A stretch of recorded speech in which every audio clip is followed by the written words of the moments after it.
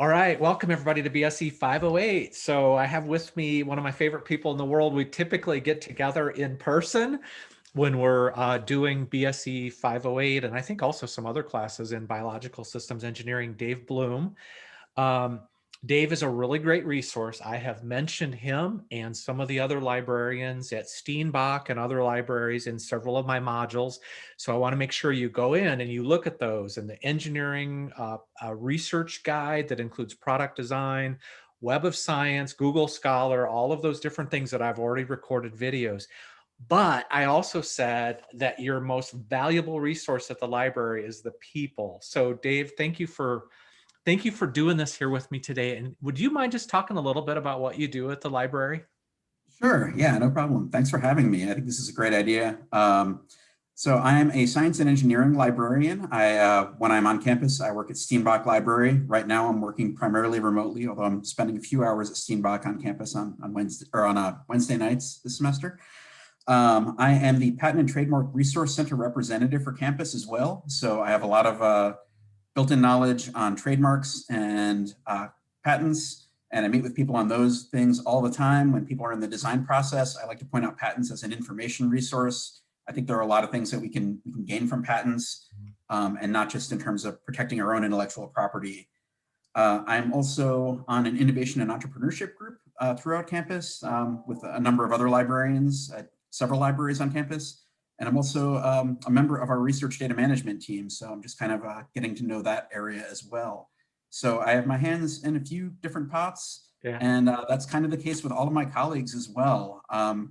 My closest colleague, Ann Glorioso, who's also an engineering librarian, works with a lot of these things as well. We do a lot of the same kind of consultations. And I also work on a team with Ann on physical sciences and engineering, along with Ariel Andrea, who's kind of our chemistry expert in the libraries, Okay. and Travis Warwick, who is our math librarian and now physics and astronomy librarian as well. Okay.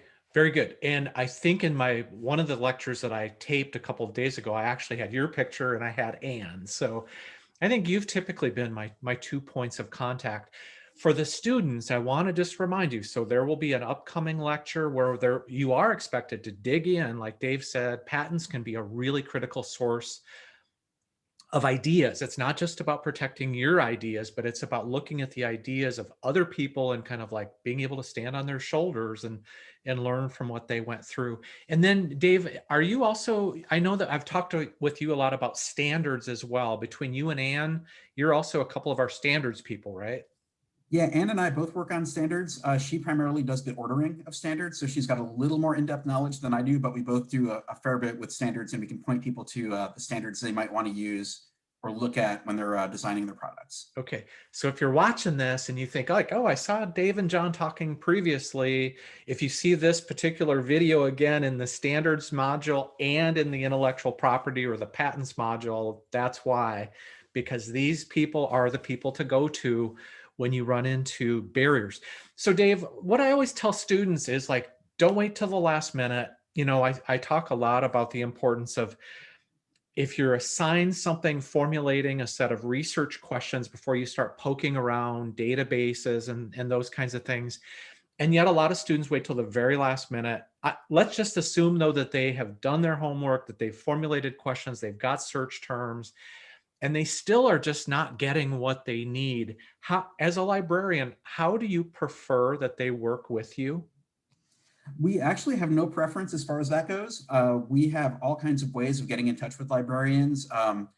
If you have a direct contact for a librarian, if you want to talk to Anne or myself, we're kind of designated engineering librarians, and we will reply to emails. We can set up virtual consultations with you. We're also happy to correspond just directly over email. We also, if you're in a pinch, we have the Ask a Librarian option, which is featured on pretty much all pages on the library.wisc.edu homepage. So if you click on Ask or Ask a Librarian anywhere on those pages, you'll get a few options. There is the chat option, which means you'll be put in touch directly with the librarian. We always have it usually double staffed at least, sometimes more than that. And we are available pretty much whenever the at least one library on campus is open. So right now, it's typically 9 to 10 most days of the week on Monday through Thursday, 9 to 5 on Fridays, and on Saturdays and Sundays, I believe it's 1 to 5. So there's always going to be someone there that can help you out. Mhm. And they are mostly folks who have training kind of across disciplines, including myself. I'm on there on Thursday afternoons, and we can always redirect if we need someone else to pitch in. It'll also give you options for email and giving us a call, texting. Mhm. Any way is really fine with us as far as getting in touch with us. So our students are working in teams. Have you ever like actually sat down with a team either in person or virtually over Zoom? Is that something that you guys would be interested in doing? Yeah, we definitely do that too. I've definitely had in-person consultations with teams, particularly when it comes to doing patent research. That's come up a lot, where a team will be designing something, they'll want to come in, they're not having any luck in the databases they've checked so far, and I'll give them some ideas in terms of redirecting a little bit. And I've done that virtually a little bit, not quite as much, but now, of course, we're doing a little bit of everything virtually. Mhm. So it's kind of come up a little bit, but we have no preference in terms of individuals or teams. We'll work with either one. So a really key reminder here is don't wait until the very, very last minute to contact your librarian. Don't do it as a replacement for you doing some of the background work and some of the thinking. And again, really trying to formulate what is it you're trying to learn before you go and speak to Dave. But I think if you're strategic and you think through some things like I'm asking you to do in a lot of the assignments in this class, these guys can be super, super helpful. I guess we already talked a little bit about consulting during COVID times. And we may have students who watch this like later. I'm going to probably put this up on my YouTube channel. How about are you able to do, or do you think that you'll continue to do virtual stuff after things are safe and we're all back in person? Yeah, I think we're actually throughout the libraries. I suspect we're going to continue to do more of that since so many of us have gotten up to speed with the various virtual platforms. I think we're probably going to see a little bit of growth in that area, and we'll probably get back to more in-person consultations, but we'll probably be a little more flexible, which is Mhm. one of the positive outcomes here. Yeah. So we really do appreciate having our librarians. I told the story about when I was a young guy right out of graduate school. I worked for the Illinois Farm Bureau Insurance Company. We had a library that was like literally the size of like a small BSE classroom. And yet when I was assigned new territories in Oregon, Washington, Nevada, and Alaska, they helped me like look at the market, and we did interlibrary loan, and we got all the censuses of the economic and the agriculture censuses, plural of census. And it really helped me before I traveled out there, like about 2 or 3 weeks later, to really get my hands around things. So librarian, as as I look at it from an engineering perspective, when I work with the librarian, they can really help me kind of get my head and my arms around things. And that's a big part of what we're asking people to do in 508 before they start ideating and coming up with different alternative solutions in 509. So I had included this bullet.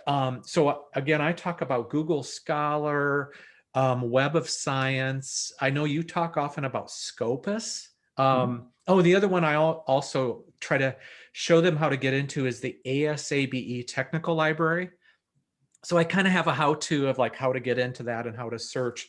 But do you have any other really specifics on, if you're an engineer, some of those really critical search tools that you guys more often than not recommend?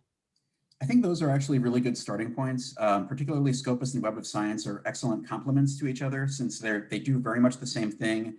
They're these very broad, multidisciplinary databases that are mostly in the sciences, but go a little further than that. And because they don't include full text, they are able to index an enormous number of articles from all over the place.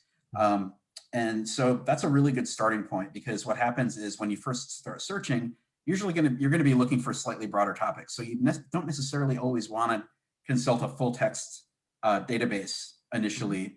A full text database is one that searches the full text of all the articles that are contained within the database. Scopus and Web of Science, they don't have access to that, but they have access to the titles, they have access to the abstracts Mhm. and the subjects of the articles, and they'll put you over to the databases that have the full text. So those can be really useful to begin with. When you start getting into more detailed stuff, when you need really specific information, like a little nugget that may be somewhere within an article or set of articles, that's where you might want to start looking at full text databases. And in terms of which ones you would use, it very often depends on exactly what it is that you're researching. So for that, it bears mentioning to go into our database library on the library website, kind of take a look around and see what makes the most sense for your topic. But again, if they have a very specific problem, and they all do, right? We have 16 different projects. So that if they're working on a particular piece of equipment, agricultural equipment, and they're designing something, that's maybe one database. If they're working on a wetland restoration, that would probably be another database. And you, right, you or Anne or others at the library would have really great knowledge to help people like really begin to pinpoint Definitely. and really make efficient use of your time.